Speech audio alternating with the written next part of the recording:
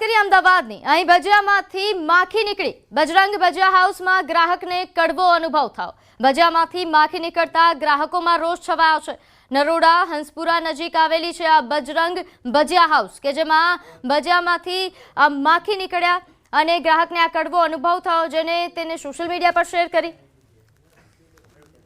જેનો એક વિડીયો પણ સામે આવ્યો છે, જેમાં ગ્રાહક અહીં જે દુકાન ચાલક છે તેની સાથે વાત કરી રહ્યો છે, ફરિયાદ કરી રહ્યો છે। નોંધ્ય છે કે ભજીયામાંથી માખી નીકળતા હાલ ચકચાર મચી જવા પામી છે।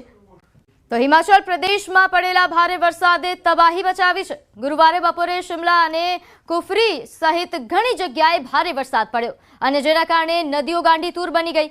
પાણી ભરાઈ જવાના કારણે વાહનોની અવરજવર ઠપ થઈ ગઈ છે। તો પાઉન્ટા સાહિબ અને સિલાઈગુમ્મા રાષ્ટ્રીય રાજમાર્ગ પર સાતોન નજીક વરસાદના કારણે ઘણા વાહનો એક કણરમાં ફસાઈ ગયા છે।